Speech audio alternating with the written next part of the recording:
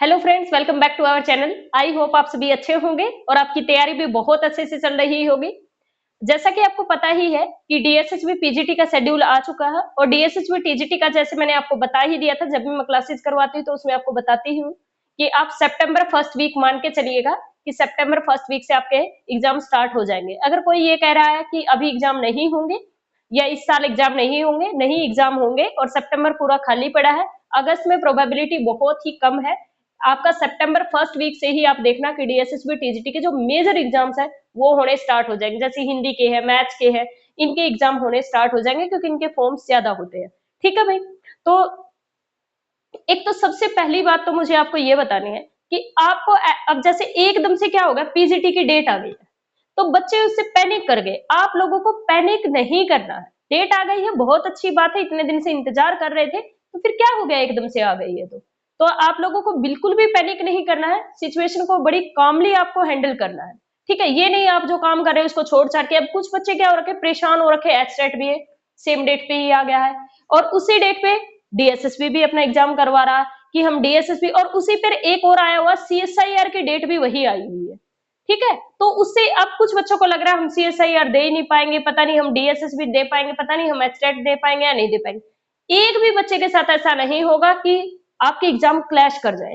अगर ऐसा होगा तो सेंटर को अपनी डेट चेंज करनी पड़ेगी। आज तक ऐसा कभी नहीं हुआ कि दो सेम कैंडिडेट के एग्जाम क्लैश हो रहे हो, इसकी वजह से उसका एग्जाम छूट गया।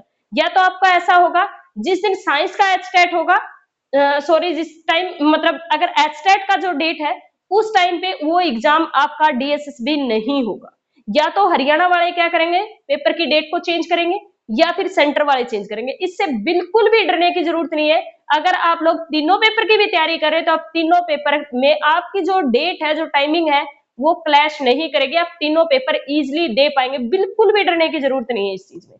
कभी नहीं होता ऐसा और ना होगा। अगर ऐसा होगा तो फिर केस नहीं हो जाएगा, ऐसे नहीं होता है। सेम बच्चा है, अगर उसने फॉर्म भर रखा है तो दो डेट क्लैश नहीं कर सकती। हाँ, दो अलग अलग स्टेट की कर सकती है, लेकिन ये नहीं कर सकती कि सेंटर के एग्जाम के साथ स्टेट की करे। दो स्टेट की आपस में कर सकती है, लेकिन ये कभी नहीं होता कि सेंटर की और स्टेट की आपस में क्लैश करे, क्योंकि सेंटर का फॉर्म हर स्टेट के बच्चे को अथॉरिटी होती है कि हर बच्चा फॉर्म भर सकता है। तो उसके लिए क्या होता है कि हर कोई सेंटर में भी लड़ेगा और स्टेट में भी लड़ेगा। तो इसके लिए स्टेट और सेंटर की कभी भी डेट जो है वो क्लैश नहीं करती। अगर ऐसा हो गया है तो डेट अपने आप चेंज हो जाएगी, चाहे आपकी एक वीक पहले चेंज हो पर डेट चेंज हो जाएगी। उससे निश्चिंत रहिए, अपनी तैयारी को कंटिन्यू रखिए। ठीक है। अब एक मुझे अब बताना है कि अब जैसे पीजीटी का पेपर आ गया है तो पेपर 1 की बच्चों की कुछ तैयारी नहीं है, तो उसके अकॉर्डिंग मैंने जो अब हम करेंगे वो रेगुलर मैं आपको स्टडी टारगेट दूंगी। आप उसके अकॉर्डिंग अपने जो तैयारी, अगर आपके अंदर स्टेमिना ज्यादा है, जो मैं टारगेट दे रही हूँ उससे भी ज्यादा करने का, तो आप करिएगा। लेकिन जो बच्चे ये हो रहा है कि नहीं कर पा रहे, उनके लिए मैंने सोचा है कि दोबारा से जो स्टडी टारगेट है वो मैं देना स्टार्ट कर दूं। कुछ इश्यू था, इस वजह से कुछ दिन से वीडियोज नहीं आ रही थी। वैसे डीएसएसबी टीजीटी पीजीटी की अगर कोई तैयारी कर रहा मैथ्स की, तो मैंने यूट्यूब पे आपके लिए फ्री ऑफ कॉस्ट पूरा बैच करवा दिया। उसके कुछ एक दो बुक रहती है वो और मैं आपको करवा दूंगी। एक तो 68 वीडियोज की प्लेलिस्ट है और जो दूसरी है वो मैंने दूसरी स्टार्ट कर रखी है, डीएसएसबी टीजीटी पीजीटी सीरीज 2 के नाम से स्टार्ट कर रखी है। आप लोगों को वो भी देखनी है। और पहले वाली से अगर किसी बच्चे को लग रहा है हम 70 प्लस मार्क्स ले आएंगे पेपर 1 में, तो वो सिर्फ मेरी सीरीज 1 देखिए, उसके अंदर जितने पेपर करवाए गए हैं सिर्फ वो करिए।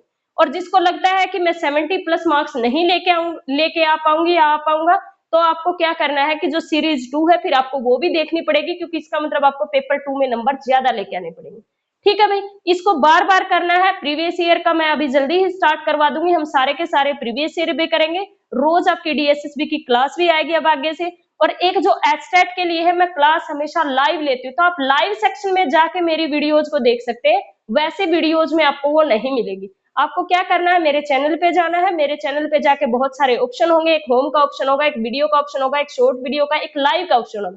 आप लाइव में जाइए और लाइव में आपको एचटेट की वीडियोज मिलेगी। ये जो मैं अब लाइव ले रही हूँ ये सिर्फ आपके लिए, मैं सारे जेई का पैटर्न से पढ़ा रही हूँ, क्योंकि उसके अंदर क्या अब 2-3 साल से एचटेट क्या हो गया, जेई के क्वेश्चन उठा के देने लग गया। तो जब तक आपको थ्योरी नहीं समझ में आएगी, जेई के क्वेश्चन हैंडल नहीं करने आएंगे, तो आप एचटेट में वहां क्वेश्चन नहीं कर पाएंगे। क्वेश्चन कर पाएंगे लेकिन वो टाइम टेकिंग रहेंगे आपके लिए। तो आपको कैसे हैंडल करने है, कौन सा क्वेश्चन छोड़ना है, कौन सा क्या करना है, तो उसके अकॉर्डिंग मैं अब आपको पढ़ा रही हूँ। उसके अंदर 3 चैप्टर हो चुके हैं, 4 चैप्टर चल रहा है inverse trigonometry.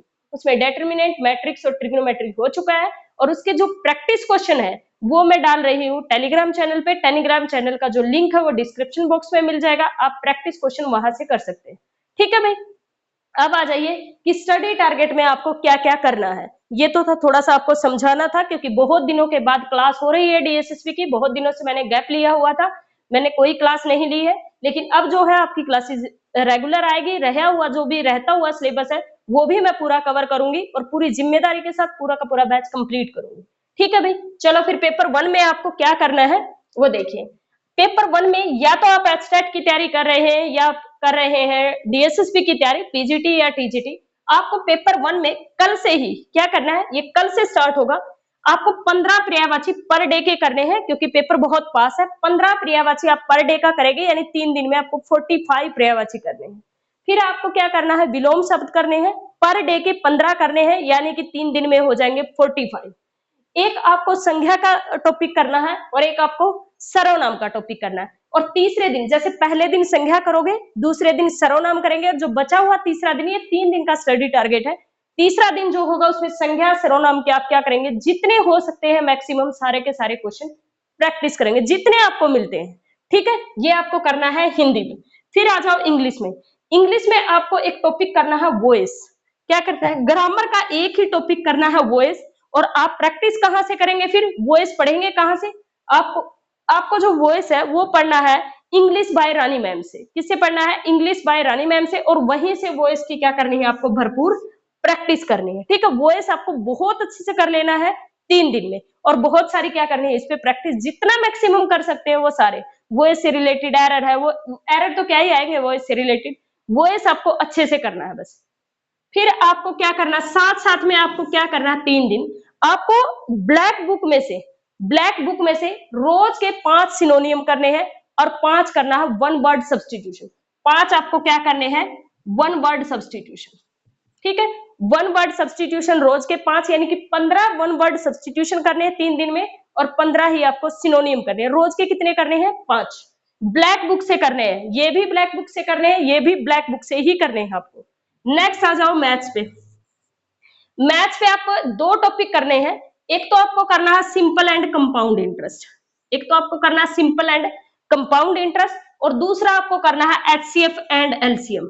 HCF and LCM, चाहे आप एचटेट कैंडिडेट है या आप डीएसएसबी वालों को तो पक्का ही करना है। क्या करना है, एक तो सिंपल एंड कंपाउंड इंटरेस्ट करना है, और 3 दिन में एक आपको क्या करना है, एचसीएफ और एलसीएम, दोनों पे क्वेश्चन पूछे जाते हैं।